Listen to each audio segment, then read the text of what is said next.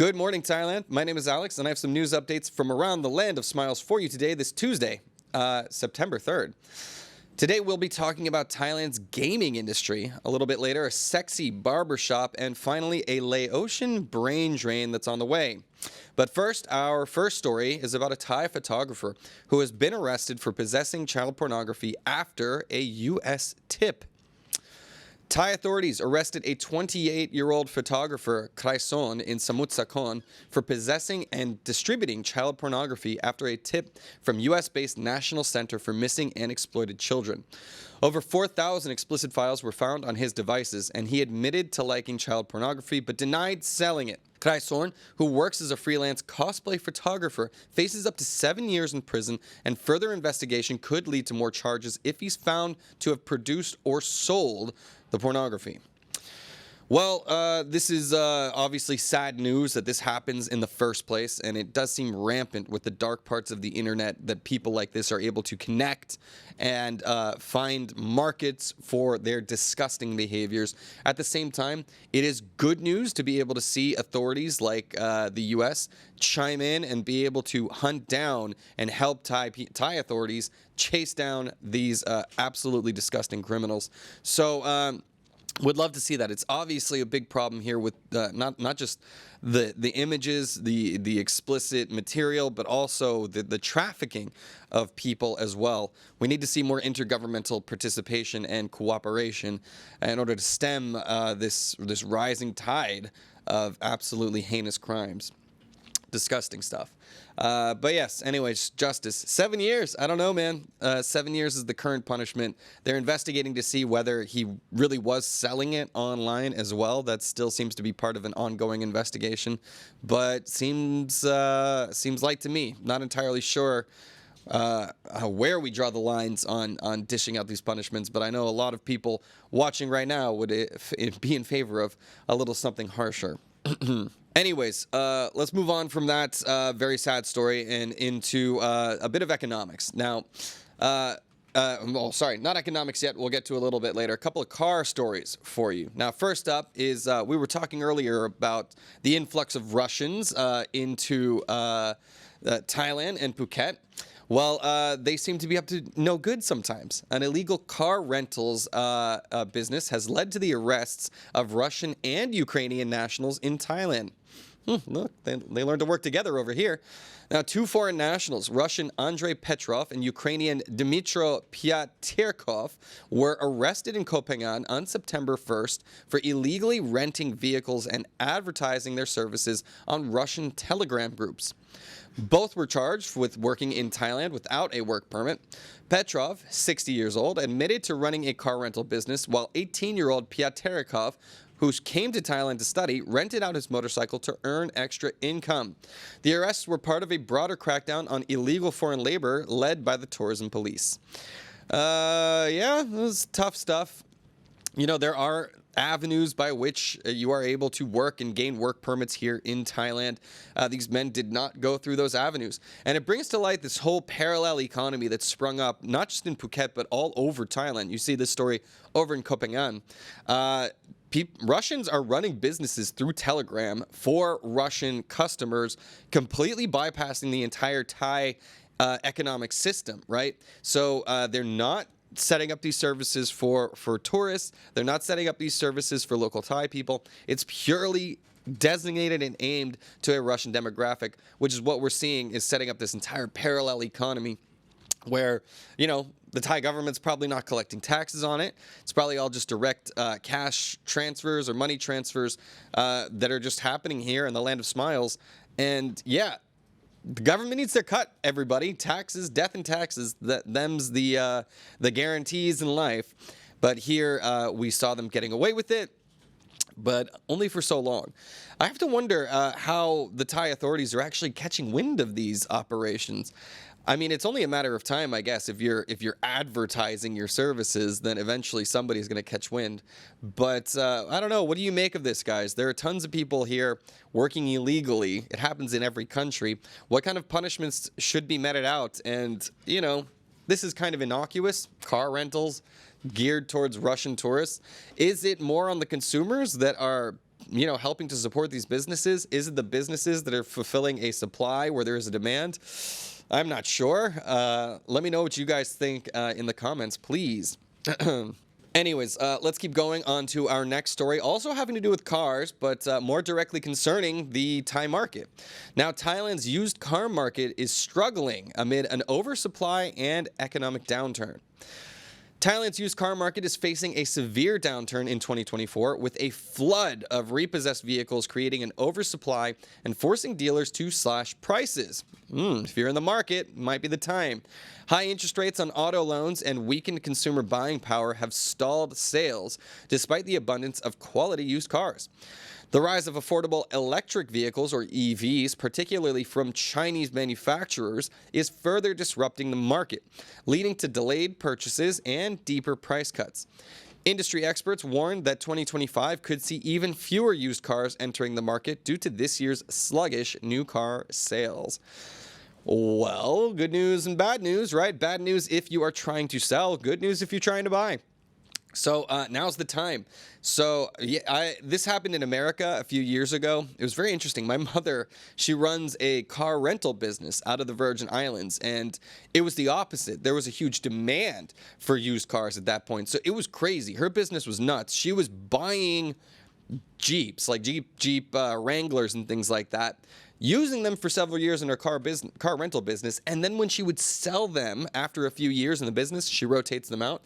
She was selling them for a higher price than she bought them. Absolute insanity over there. But now it seems like over here, it's the exact opposite problem. A glut. There's too much, which is, of course, turning it into a buyer's market.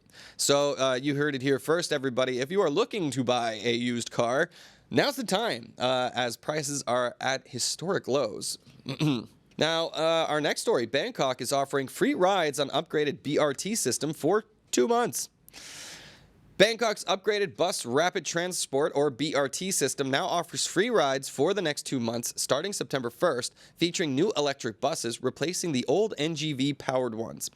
The BRT route, managed by Bangkok Mass Transit Systems PLC, or BTSC, spans 15.9 kilometers from Sathorn Road to Ratchapruk Road, with 2 new stops added. The service operates daily from 6 a.m. to 10 p.m. The new buses are accessible for passengers with disabilities, equipped with security cameras and GPS. The final fare likely will be a flat rate of 15 baht, and it will be announced later by the Bangkok Metropolitan Administration. Finally, some upgrades to the buses, man. I remember when I first came to Bangkok, and if you ever ride the bikes in Bangkok, you know you've been stuck behind a bus at some point and just gotten a nice disgusting cough of black smog straight into your face. It's happened to me plenty of times. Absolutely lovely to hear that they're upgrading these buses, which seem like they're from the freaking 1970s. They're older than me, and into these wonderful new electric buses, which will not be coughing up as much smog and hopefully alleviating some of the pollution problems that we have here in Bangkok. So, yeah, let me know what you guys think. Do you ever ride the buses here? I mean, I ride the metro from time to time. I ride, obviously the Bolts and the Grabs. The buses are a little, inaccessible to me. I'm not very familiar with the routes, but it seems like they're upgrading them in order to make it easier, not just for local Thais to use, but also all of us, and a little less convoluted as well, these bus routes. So what do you think? Is this upgrade going to change your mind about using the bus systems here in Thailand? Might change mind. Let me know what you think in those comments, everybody. All right, on to our next story. We got some video game news, everybody. Thailand is set to draft a game industry act in order to regulate the growing sector. So Thailand's Digital Economy and Society, or DES ministry, is drafting the Game Industry Act to regulate the booming video game sector, valued at 40 billion baht annually. The law aims to position Thailand as a key player in the regional gaming market and address concerns over gaming content, particularly regarding online games and potential gambling issues. The act will encompass all platforms and devices, establish a registration system, and include game ratings and supervision measures. The draft is expected to be completed by September, with the law potentially enacted next year to boost Thailand's gaming industry and attract foreign investment. Oh my God. Yep. Who doesn't love... Look at that. League of Legends right there. I see Wukong on my screens right there.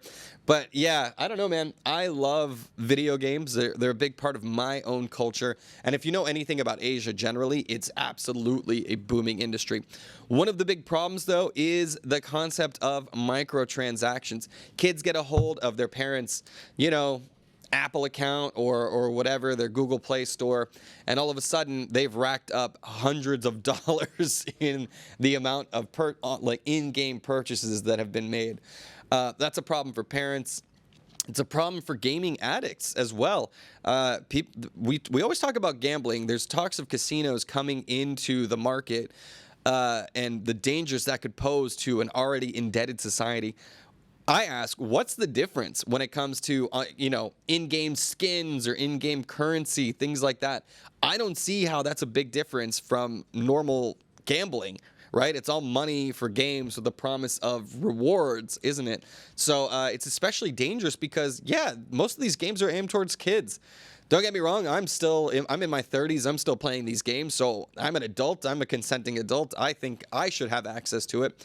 But it is a big question mark when it comes to how it's marketed to children and how you get them hooked almost for life with these very, very addictive games that do their job of keeping people hooked and staring at the screen. Let me know your thoughts. It is interesting to see there is regulation coming. What form that takes has yet to be determined, but I think it's a good thing to maybe put some guardrails on this very big industry. All right, we got a busty barbershop on the way. Kaen Barbershop has gained popularity for skilled haircuts despite its provocative name. In Kaen's Mung district, the Big Boobs Barbershop is drawing attention not just for its provocative name, but for the exceptional hairstyling skills of its owner, Miss Ratana Wichhasri. With over 3 years of experience, Miss Wichhasri has built a loyal customer base thanks to her expertise in men's haircuts. Sure. Despite the name, customers return for the quality service and affordable prices, with men's haircuts ranging from 100 to 150 baht. Yeah, reasonable. The shop serves at least 20 customers daily, solidifying Miss Wachhasri's reputation for delivering stylish and skilled haircuts. Sure. And that's it. That's the whole reason of the demand, okay? All right, so Singing My Car is complaining, what's wrong with the video? It's all blurry. Look, we don't want to get kicked off social media. The point is, yeah, sex sells, don't it, everybody? What's your take on this? Like, even the name, it's in the name, Big Boobs Barbershop. I think it's fair game, right? Sex sells, and as long as she's delivering quality services, she's got the customers coming back, lining up around the block, apparently. Also, not to mention the prices. Pretty cheap, 100 baht, 150 baht. That's also attractive as well. Is this fair game, people? We've done plenty of stories of street vendors on the side of the road popping out the cleavage in order to try and drive up sales. Definitely a key aspect of the Thai economy, I would say. That showing a little skin is definitely a way to boost the demand. Your thoughts? Let me know in the comments, everybody. Next one. We're off to Laos. We don't usually talk about Laos very much, but right now, Laos is facing a labor crisis as immigration is draining the workforce. That's emigration, excuse me. Laos is facing a severe labor crisis as a growing number of its citizens emigrate for better job opportunities, particularly to Thailand, where wages are significantly higher. The exodus is causing a labor shortage of over 800,000 people, jeopardizing hopes for a thriving service and manufacturing sector. Economic woes, including high national debt, inflation, and a weakened currency, have driven workers out of traditional jobs, with many turning to self-employment or migration. With Thailand's demand for foreign labor expected to grow, Laos faces the challenge of retraining its future workforce, especially as education funding is slashed. The government's weakening grip on the economy and workforce is causing concern among the private sector, which fears the long-term impact of this immigration trend. Well, we call it brain drain, right? When there are no opportunities in one country, especially when it's easy to get to another country, you're going to lose your talent. And when you lose your talent, you're left with whatever is stuck that couldn't move, right? That didn't have the education or resources to get out. So I don't know, man. I've been to Laos this year And I was less than impressed with the state of things. It did not seem like, I was in Vientiane, the capital. It is not a bustling city or anything like that. The tourism, there's not much to do. What businesses were there did not appear to be thriving. So that does make me nervous. They are a landlocked country. They rely on water flow from other countries. So yeah, an unfortunate little brother situation here with a labor shortage of almost 1 million people. That should lead, in theory, to higher wages for the people that are still there, or we're talking complete economic collapse. Something's got to be done. The Laotian government has to figure this out and put their country back on track. Otherwise, there's going to be a massive influx of Laos people, Laotians, into Thailand and other neighboring economies where the economic opportunities are better. Sad stuff. All right, now, serious mode. I got to get back into serious mode because we are talking about the next story, which is Tropical Storm Yagi. It's causing a deadly landslide and flooding in the Philippines.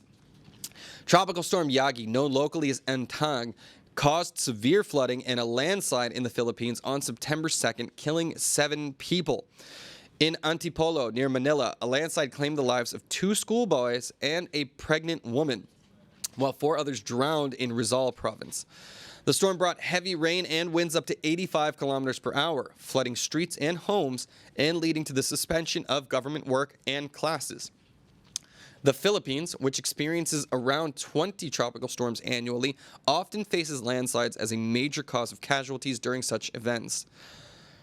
Well, it's happening all over the region, all right? The landslides are abundant here. We've talked about them in Thailand, Indonesia, Malaysia, now the Philippines, which often experiences this.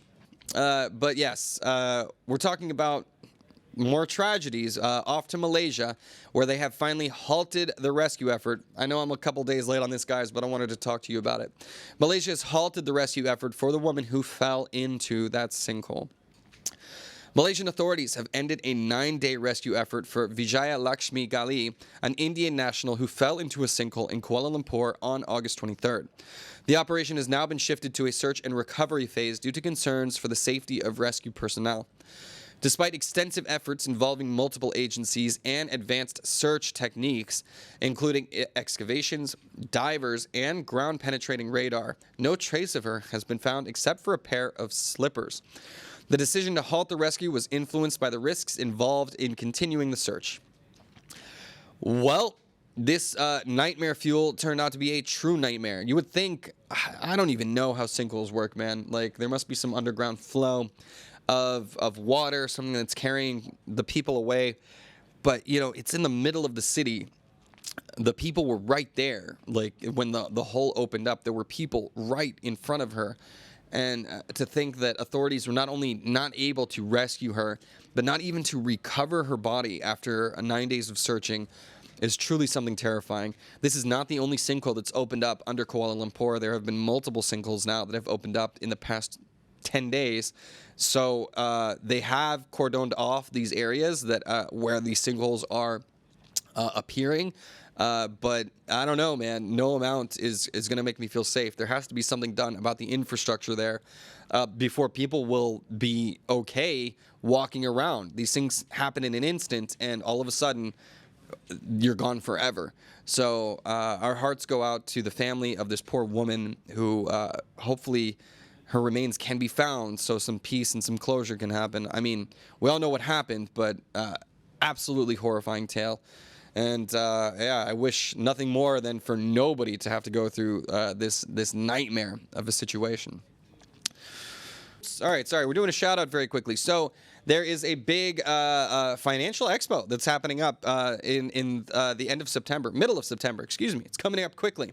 It's called EXPO Asia 2024, and it's going to be happening from the 16th to the 18th of September. That's this month at the Sentara Grand and Bangkok Convention Center. So going into a little bit of details about what it is, IFX Expo is the online trading industry's biggest event series, bridging the world's top fintech brands with like-minded professionals. It has grown into a global standard, providing every individual a hub to network, exchange ideas, and to grow their businesses. I'm an economics guy. I study the markets. This is the kind of stuff where we're seeing all sorts of crazy innovations and changes to the trends of how we are doing finance, particularly with the advent of AI tools, the whole cryptocurrency market, which I know is fraught with scams, but it's also fraught with opportunities, and not to mention Forex, the different stock markets. There's a stock market here in Thailand, and plenty of people are still interested in investing in the New York Stock Exchange, London, Hong Kong, Japan. So if you are interested in growing your finances, growing the nest egg, this is something I would highly recommend you guys going to check out and see how the world of finance is evolving and how you can make a little bit more scratch by investing in the right places. So do check out IFX Expo 2024. That's September 16th to the 18th at Centara and Bangkok Convention Center. Guys, you can always go to thetiger.com for more news updates throughout the day. We encourage you to go there. Also, you can sign up for the Thailand's and Southeast Asia's largest expat forum in ASEAN Now. Go to ASEANnow.com. Join the conversation. There's always new threads going on about, it's like Reddit. It's just Reddit, but more specifically targeted for our region. And yeah, plenty of fun conversations having to do with all things Thailand and, of course, the greater ASEAN region. That'll do it for me today. I'll be with you all again tomorrow for Wednesday. Now let's get into the comments and see what's going on.